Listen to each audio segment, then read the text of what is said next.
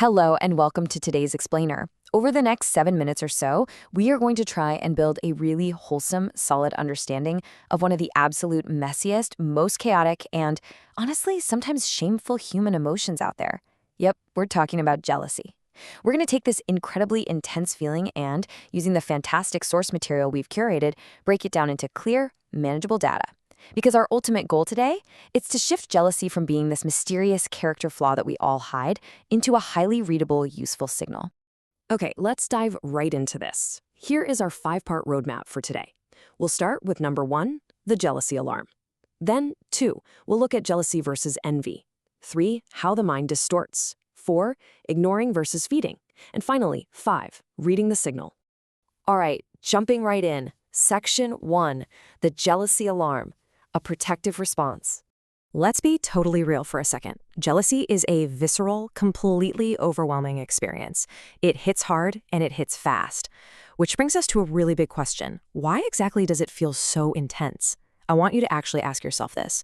Why does a simple delayed text message, or a passing comment, or seeing someone else succeed suddenly feel like a literal punch to the gut? Let's just go ahead and lower our emotional defenses for a second, because the answer requires a major paradigm shift in how we view ourselves. Here's how our source defines it. Jealousy is a protective emotional response to a perceived threat to an important bond, position, or sense of value. So the absolute crucial takeaway here is that jealousy is not a character flaw. It's not some toxic mystery or a sign of weakness. Actually, it's a lot like a smoke detector. It's just doing its job to protect what truly matters to you. Your mind isn't just noticing that someone else has something. It's reading the situation as a direct threat to your own value or connection. It is an alarm system, plain and simple, designed to keep your bonds and your status safe. The source material gives us this absolutely brilliant analogy to help visualize what's going on. Picture an old house in Lahore with a very, very sensitive security gate. Even a tiny, accidental knock on that gate might be enough to set off the entire blaring alarm system for the whole house. Now, the knock, the small triggering event, isn't the real story, is it? The real story is the underlying system trying its best to protect against a home invasion. When a colleague gets praised, your brain instantly asks, wait, am I being replaced? Do I still matter here? That underlying threat to your belonging is what actually sets off the massive alarm, not the praise itself. Moving on to section 2.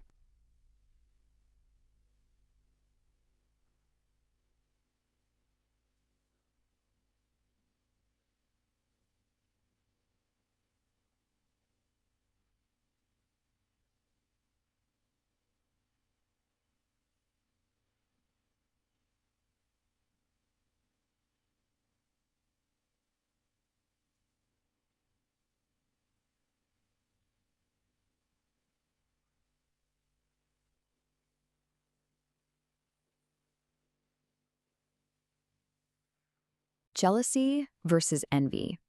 A crucial difference.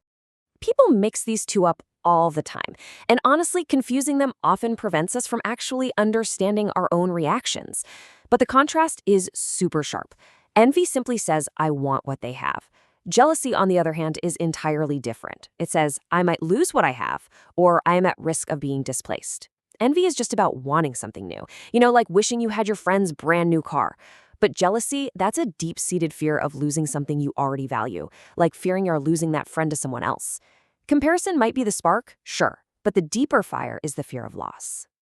To really lock this concept in, think about a bookshelf. Imagine a bookshelf holding your most cherished, meaningful, favorite books right alongside a bunch of cheap, unimportant paperbacks you don't even care about. If a random paperback falls off, you don't panic. You probably don't even blink. But if a book that truly matters to you starts sliding off the shelf, you jump up to catch it. You see, you do not feel jealousy over unimportant things. It only ever appears where your mind has assigned a deep, personal value. Section 3. How the mind distorts. From signal to story. Okay, so the initial warning signal is totally real, but what the mind builds right after that is where things really start to malfunction. Let's logically walk through this inner chain of events. Jealousy doesn't just spontaneously happen. It gets constructed, and it happens incredibly fast. Step 1 is the trigger. Something changes, like a tiny shift in closeness. Step 2 is meeting. Your mind compares the situation and asks, well, why them and not me? Step 3 is fear. Your mind predicts a loss of your place, and your body reacts. You feel that tightness in your chest, that heat. And finally, step 4 is distortion. your thoughts sharpen into intense suspicion and self-doubt. By just breaking down this step-by-step construction, the whole feeling suddenly becomes a lot less mysterious, doesn't it? Now, what's genuinely fascinating is how predictably our brains distort reality once that alarm sounds. First, it overweights threats, making one tiny signal feel like this massive, undeniable pattern. Second, it underweights reassurance.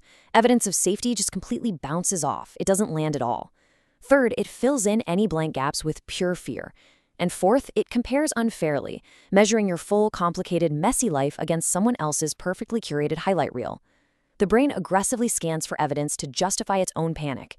It turns tiny details, like, say, a delayed text message, into massive, absolute signs of total rejection. Our source material puts this perfectly, stating, "The feeling narrows attention, and when attention narrows, the mind loses balance." Think of it like the magnifying glass effect. A magnifying glass doesn't create the sun, obviously, but it concentrates the light into one burning hot point. Jealousy acts exactly like that concentrated sunlight. It hyperfocuses your attention onto one single feared loss until absolutely everything else in your life just fades into the background. And let me tell you, certainty is incredibly dangerous when it's built entirely on fear. Let's just take a quick breath here. Section 4. Ignoring versus feeding, the trap of unmanaged jealousy. When we don't manage this emotion right, we almost always fall into this dichotomy of failure.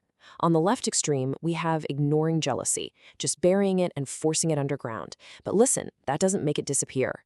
Actually, scratch that, it makes it worse. It mutates into resentment, coldness, withdrawal, and passive aggression.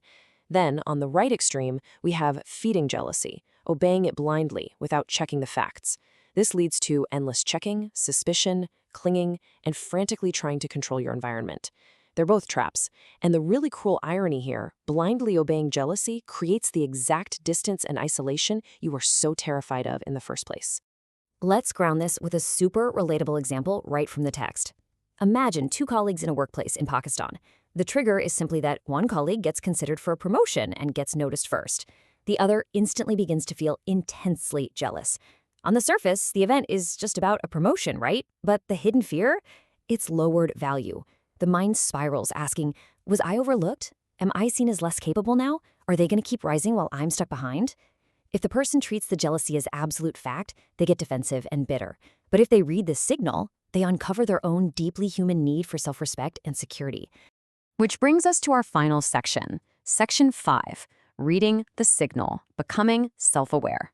This is exactly where we stop letting ourselves be carried away by the emotional storm and actually build a framework for healthy management.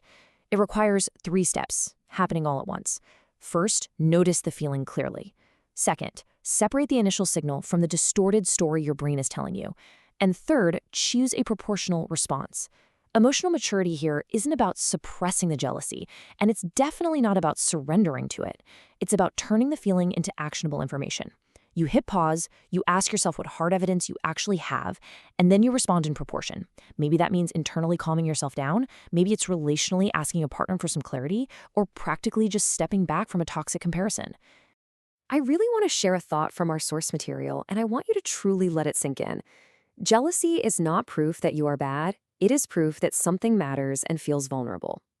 If you can just remember that one thing, you can handle this incredibly intense emotion with profound self-awareness and honesty. You are not a bad person for feeling jealous. You're simply human. Your internal guard is just trying to protect what you value most. The message isn't the enemy.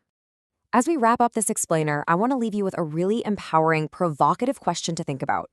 What is your jealousy trying to protect? What is it exaggerating? And what response would actually help you right now? The next time that alarm goes off, don't just feel it, and whatever you do, don't just obey it. Read it. It's really just a message system waiting to be understood. Thank you so much for joining me today. Keep learning, keep questioning, and I'll catch you in the next explainer.